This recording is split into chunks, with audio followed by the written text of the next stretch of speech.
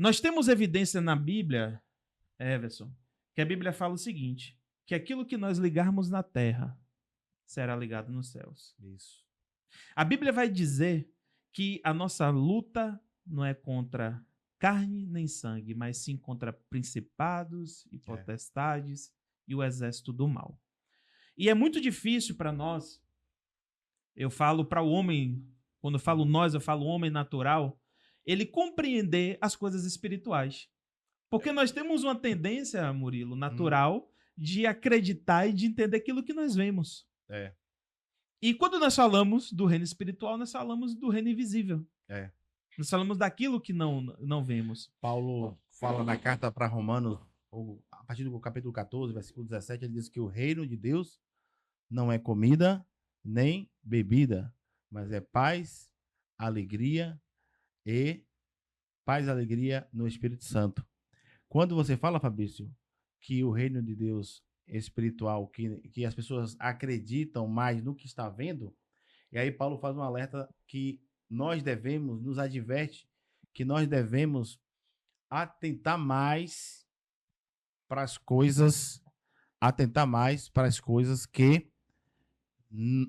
não vemos, porque as coisas que vemos são temporais, porém as coisas que não vemos, elas são eternas. Então, Amém. Como você falou, o reino invisível, mas real. Justamente. E hoje nós vivemos uma discrepância muito grande na estrutura do evangelho no nosso país. Nós temos, por um lado, uma tendência que ignora as manifestações espirituais, que tenta neutralizar ou naturalizar tudo, como que se as ações do mundo espiritual não existissem, né? E aí a gente vê essa inclinação e essa tendência, né? Essas estruturas de igrejas, eventos, igrejas show, igrejas que enxergam tudo por uma perspectiva secular. Como que se a igreja fosse somente uma instituição social. Né? E por outro lado, nós temos inclinações que têm um certo exagero, né? No conceito de visão de espiritualidade, Everson. Então, às vezes, a gente vê alguém que não está acreditando em nada, que está tocando as coisas de uma forma muito natural, e por outro, nós temos uma tendência a se espiritualizar tudo. Sim. Né? Eu me recordo que recentemente fui fazer uma atividade e aí estava tentando conectar um aparelho. E aí a pessoa que estava próxima de mim, do nada ela começou a interceder porque eu estava tentando conectar o equipamento na tomada, mas tinha uma geral. E eu não sabia, porque eu não conhecia o ambiente. E aí eu bati na cabeça, achando que era uma coisa ou outra ali, e depois que a ideia veio, poder estar desligada geral, as tomadas, tudo.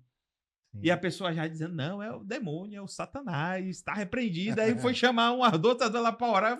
Eu olhei assim e falei, misericórdia, não é demônio aqui, está repreendido. Isso aqui é um lugar santo, um lugar de bênção, o demônio não vai entrar aqui, não. Então, às vezes, a gente tem uma tendência muito forte de se espiritualizar exageradamente, né? Tem um médico que falou uma frase, um médico cristão, né? Ele é nutrólogo e aí trata muito com essa questão do período da menopausa com as mulheres, que ele diz assim, que nem tudo é hormônio, nem tudo é demônio, às vezes é hormônio. Né? Às vezes é uma ausência ali. Então, às vezes a mulher, ela tá em uma condição, em uma disfunção hormonal desproporcional, e aí as pessoas espiritualizam. Recentemente eu tive uma situação, Murilo, de acompanhar uma colega que ela estava achando que ela estava possessa.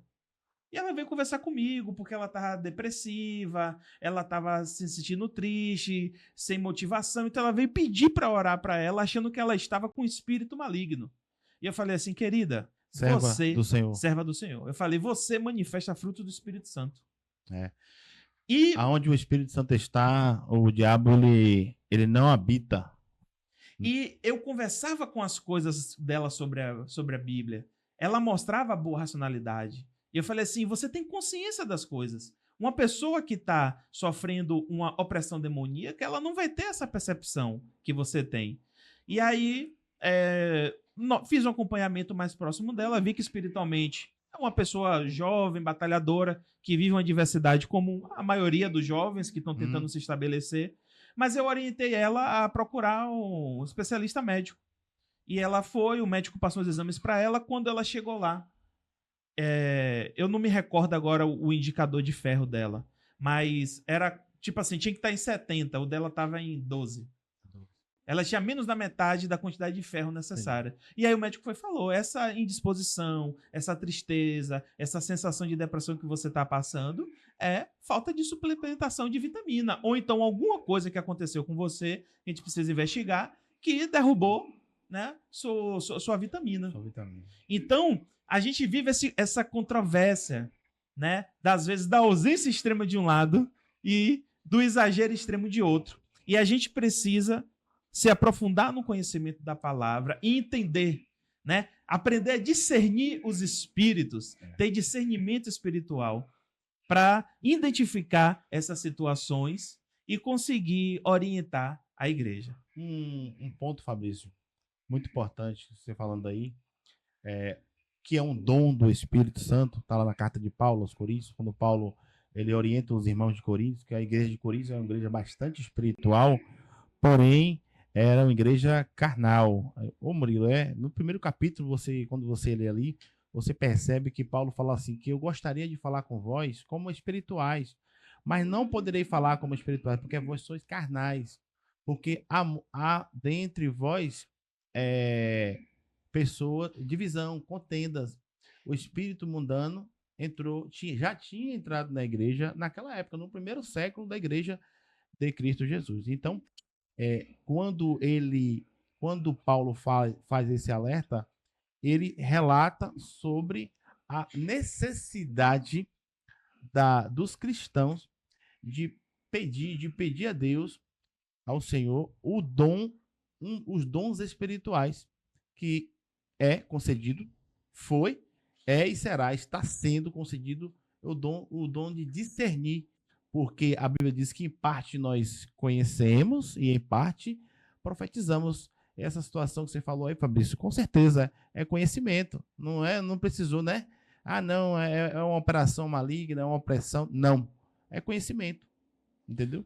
Então, quando a gente fala sobre essa questão espiritual, o mundo espiritual, o reino espiritual, batalha espiritual, eu gostaria até de falar um pouco sobre a origem disso, né? Pode, sim, fica à vontade, aqui é o lugar. Eu gosto de contextualizar um pouco para poder as pessoas mais... porque a nossa live está sendo alcançada para muitas pessoas, cristãs e também não cristãs. Então, assim, primeiro que Deus, ele é espírito. A palavra diz que o Senhor, ele é espírito. Então, o que ocorre? Porque nós também somos seres espirituais também. Porém, nós sabemos que nós somos humanos, temos o espírito na gente, nossa alma, nossa consciência, e somos seres humanos.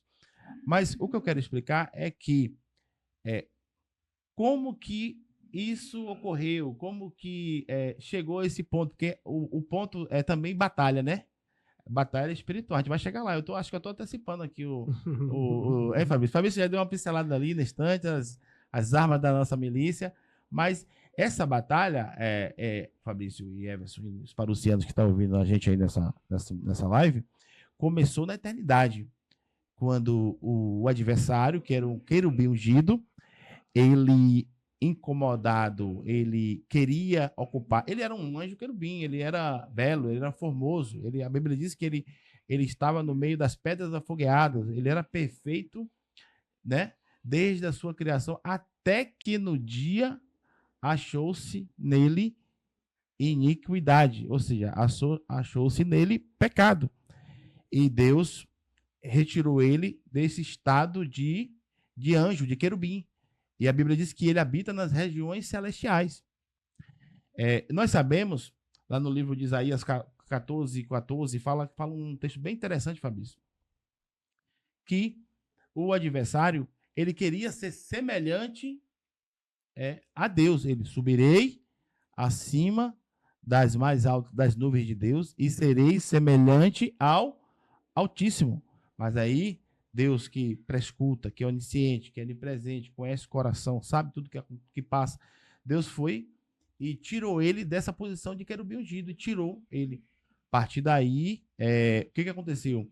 Ele deixou de ser um querubim ungido e passou a ser Satanás, o diabo, a antiga serpente. Né? Agora, note uma coisa, que lendo a palavra, a gente vai lendo e o Espírito Santo vai abrindo nossa mente. Aquilo que ele queria ser, semelhante a Deus, Deus não deu para ele. Deus deu para quem? Cristo.